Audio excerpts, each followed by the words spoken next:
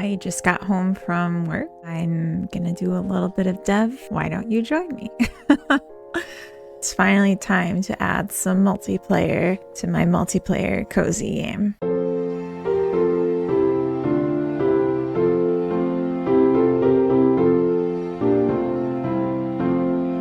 In the past, when I made a multiplayer game, I used this tutorial by Battery Acid Dev to convert my existing game into a multiplayer one. I found it extremely helpful, an amazing tutorial. It's a whole series. I highly recommend it. It's been like a year since I used it, so tonight I'm just going to be watching this, following along. We'll see how far I can get. I would be so happy if I got the whole thing working tonight, but we'll see.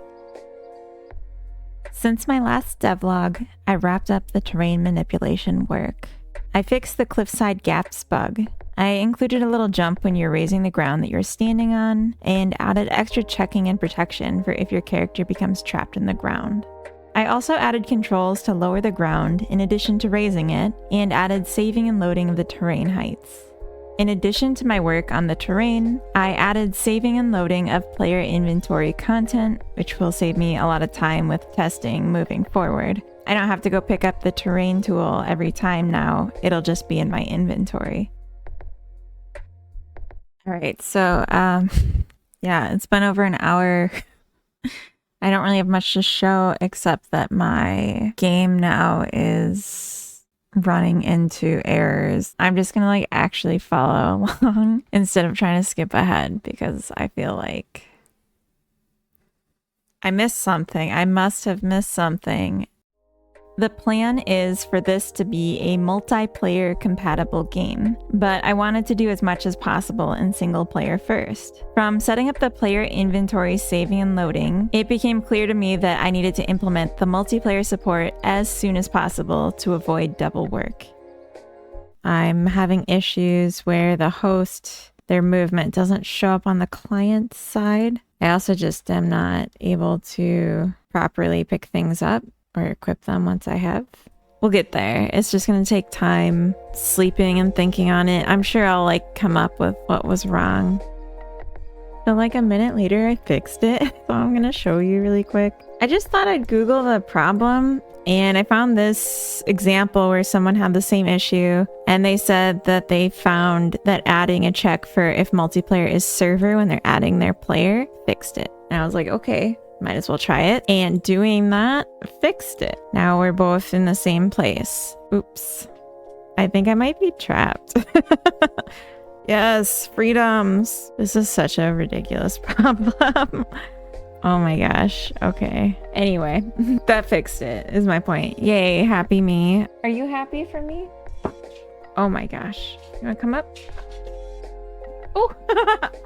Okay. This is carrot cake. She just was so excited for me. She had to jump up. Went to bed, went to work the next day, thought a bit about what I had ended on and what I think I should change, where I should go from here. And with that all in mind, I'm ready to pick up for day 2. There's a few things I need to do. I realized that my inventory save and load is no longer working because the path it was set up to was specific to how I used to have just one player in the world. And now that I have multiple, I'm not handling that at all. And then the other thing I need to do that I'm really looking forward to doing is setting up a synchronizer on all the ground pieces. The initial version of multiplayer will be local and just having visually identical characters with different inventories in the same world space, both able to raise and lower the terrain. The terrain changes either player makes will be saved into the persistent data of the host, and the host will also be able to play in the same space in single player mode. The animations are working, but they're not turning because the turning is actually controlled by something different than the animations. We got a broom. Yeah, it works. We're editing on the other, but we just can't see what we're doing yet. We got rotation. That's all it took. It's just synchronizing the rotation from the server. We have the right height. We just have the wrong shape.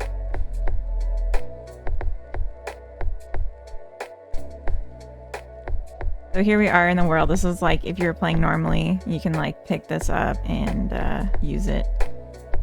And we'll have this one join it. They're matched, like the client side, the rotation's correct, it's getting animations, and you can see it on both sides. If I pick it up, then you can see it. Any changes that I do here show up on both. It's gonna be not like this soon, TM. Ready to start recording? So I just figured out why this is working the way it is, and just describing it to Coda really cleared it up in my head. If it's only fixing itself when we're interacting with it, what if we just like refreshed anytime a client joins? Multiplayer peer connected? Let's see.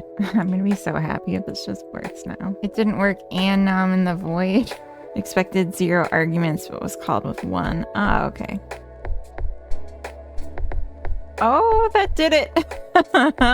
Coda, look at that. It's hard not to be like, well, I've done this before. I've had multiplayer games that work, so I can't feel good about doing it now because I've already done it before. But I mean, for one thing, that was a year ago. It was a different game, and it took a long time doing it before. So like relative to that, I am flying right now. I'm figuring out a lot more of it on my own. I feel like I am like better, and I maybe just could feel even good about that, but no.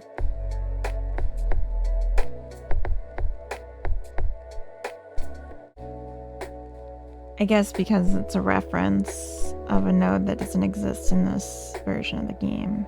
Yeah, it seems like I was doing a lot of dependency on references to objects in the scene, and I can no longer do that. At least not in such an immediately apparent way. I'm tired. I can't look at this anymore. I'm just gonna have to leave it and think about it and pick it up again later. Things were just clicking, and I really felt like I was getting the hang of the multiplayer thought process and just generally got a good handle on what steps I needed to take to make multiplayer content for my game and make it all work together. Some things that I figured out that were extra challenging was the inventory. What I ended up having to do was actually setting the key of the dictionary to the path for the specific item in the world space, and it was really easy to then just do a node search whenever I actually needed to access inventory items. The other thing I did is I added a lot of content to the game. It just kind of was flowing. I was having fun with it. So there's a lot of new things. Why don't I show instead of just talking about it? With the axe, we can chop down trees and they drop wood pieces. It takes 3 chops and then the tree is gone. And then I also added, for the terrain manipulation, this cute little animation where when the ground lifts up, it kind of bounces, which I think is super charming. It creates this hole in the floor, and I have to figure out a way still to hide that, but I think it's just really cute. And you can see in the other side, there I am making my tower into space. If I chop down the tree, you can see it happening. It's a little mismatched. I think maybe it's because the tree newly spawned. I need to create persistence on that between instances for multiplayer still. So one thing that I had been running into a lot that I think we could fix now, there's a bug I kept running into when I was getting comfy with my workflow. When I add a new type of object that can be spawned in the world space, I need to add it to this list here, this auto spawn list for every single unique thing. And just trying to remember to update this list was something I kept forgetting, and it was a point of friction. Thanks for sharing this with me. It was a really good experience. I feel so much confidence having gotten this set up, even though, yeah, I've done it before. This was hard, and I feel like I overcame something. I feel good about that. Now I'm just motivated to do more, add more content, make more of a gameplay loop, and see if I can make something fun with it. See if we can maybe make it a little cuter, add more polish, maybe some audio in the game. All right, so I can tell that that worked because looking at my remote debugger, I can see all the scenes are set for the item spawner in the world. You can see here, auto spawn list was empty. Easy peasy. So that's all I can really do right now for extending the multiplayer capabilities. I next want to add Steam multiplayer, and that will unlock some new abilities, location-based voice chat and global text chat, having an easy way to connect to your friends anywhere in the world. Because right now it's local to the computer, it's using IP addresses and ports. But if we go through Steam, then I can just say, my friend is on right now, and I can just join them. But in order to do that, I need to make a Steam page and I need to get it public so that I can set up a Steam playtest. Until I actually have the page, I then will not really have a good way to test it. So that's gotta be the next thing I do. And I think I'll do that soon. I don't want to worry about it for right now. I want to go relax, maybe have some hot chocolate. But I think next time we'll be setting up a Steam page. So I hope you come back for that.